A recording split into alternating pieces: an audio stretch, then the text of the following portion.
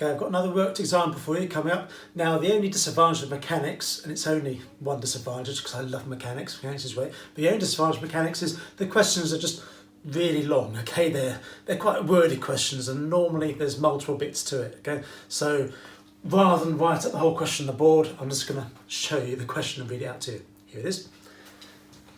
So you've got particles P and Q of masses 2m and 3m, and they're attached to the ends of a light inextensible string. The string passes over a small, smooth, fixed pulley, and the masses hang with the string taut. The system is then released from rest. Write down an equation of motion for P, write down an equation of motion for Q, and then afterwards find the acceleration of each mass and find the tension in the string. Okay. There's more to it afterwards. But I thought I'd just go through the first few bits and then we'll look at what the question actually says. Okay.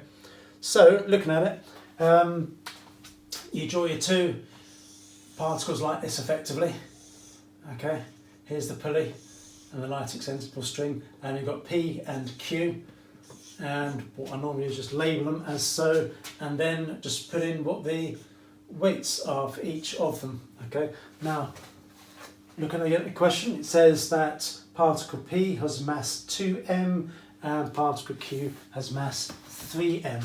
Okay, so 2m g for P and 3m g for Q. Okay, and then we just put in the tensions like so.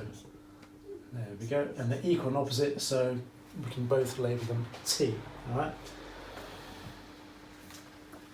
So what happens next? It says the system is then released from rest. Okay, so quite commonly, you might have something holding those in place, and then suddenly they're released, and you've got to decide what's going to happen. Well, this is the heavier object, so Q is going to move downwards. So I'm just going to put in an acceleration arrow there to indicate that, and P is going to move upwards. Okay, and the acceleration arrow there indicates that. Okay, so what I'm going to do is just put that P a little bit closer, like that. And then we've got to set up an equation of motion. Now, in an exam, it doesn't normally say write down equations. It normally says find what the acceleration is, find what the tension is. Okay, it's just that in this example, it's stepped, so it's helping you out in what you need to do. Okay, so what we do is we consider P and Q separately. I'm going to do P first. So for particle P, it's moving upwards, so T is positive.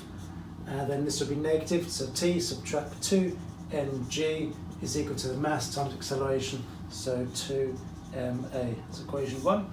And then for particle Q, this one's moving downwards, so 3 mg is positive, and opposing that is the tension, so subtract T is equal to the mass times acceleration, so 3 ma. Okay. So that's the first two bits of the question done. We've got to solve those, of course, to work out what A and what T are. And as always, what you do to solve these is you add the two equations together, so the T and negative T will cancel. So 3mg subtract 2mg is just mg, and 2ma plus 3ma is 5ma. Notice how the masses cancel. You may have been thinking about that earlier on. You might have been thinking, well, what do we do? The fact we haven't been given the masses. Well, you're helped because this mass and this mass are both given in terms of m, and you can see when we get to it, the m's can actually cancel. So as long as they're given in terms of m, then that's fine.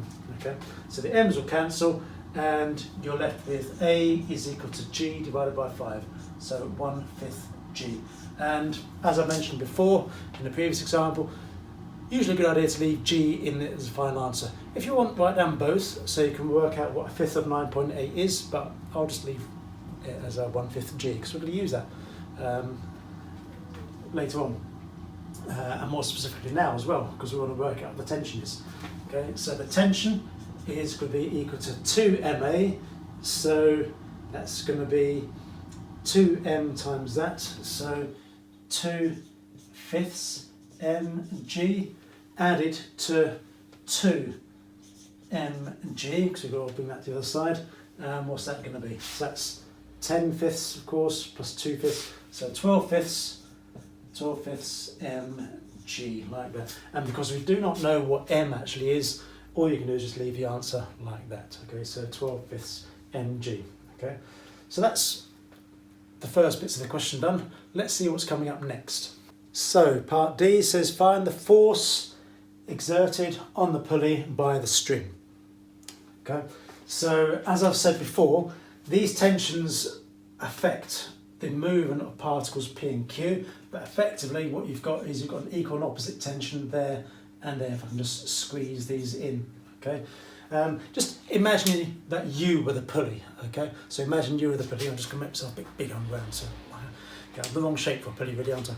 Okay, and imagine these arms here, those are the light extensible string, okay? If you're holding things with those, if I've got an object in both hands, you're going to feel those, aren't you? Okay, if you've got just one object, you can feel just one weight pulling you down. If you've got one in the other hand, you feel two. So you've got to feel something, aren't you, okay? And it's those feelings that we are talking about here when we're looking at the tension in the string and what effect that is having on the pulley. So what is the tension effect on the pulley? Well, there's two tensions, both of those, so two lots of the tension. We worked out the tension earlier on was 12/5 mg, so that's going to be 24/5 mg, okay? And that is our total force exerted on the pulley. So reading through the question again, we're up to part E now. Find the distance moved by Q in the first 4 seconds. Assume that P does not reach the pulley. Okay, so what we're looking at is, we've already said that Q is falling downwards and P is going upwards. Okay, saying how far does Q actually fall in 4 seconds? Okay, and you have to make the assumption that P does not reach the pulley, because what happens if P reaches the pulley? If P reaches the pulley, it's going to stop there and Q will just stop as well. Another assumption you've got to make is that Q is high enough so that it will keep on falling for the 4 seconds, okay? Because if the ground was, say, there and it only took 1 second to hit the ground, the 4 seconds is irrelevant, isn't it? So you just got to make these couple of assumptions, okay? Now, what we're going to do, we know that the acceleration is 1/5 g. We know that the value of the time is 4 seconds. This is shaping up to be a Suvat type question, isn't it? Okay, a kinematics question where you've got to use one of the equations of motion in order to solve it. So we've got A, we don't need the tension. We've got T, we need to have something like S or U or V in order to do it, don't we? Okay. Now looking at the question again, it does say the system is released from rest. So what that means is when the system is released from rest, initially both particles have got a speed of 0 meters per second, and that's fine, that's all we need. So Q has got U is 0, A is 1/5 g, and T is 4 seconds. Okay, what's the question actually asks us to do? Find the distance. Yep, find the distance. So we just got to work out what S actually is. Okay, so what's the most appropriate equation for that? I think it's going to be S equals UT plus half AT squared. Yeah, because we've got U, we've got T, and we've got A and T again. And then, yeah, and that gives our answer. So U times T, 0. It's nice and hand, isn't it? Half of A, so 1/5 G. Half of a fifth is 1/10. So let's write that in, 1/10 G times by T squared. And so it's been multiplied by 4 squared, multiplied by 16. Okay, so 16 over 10, that's going to be 8 over 5. So it's 8 over 5 g.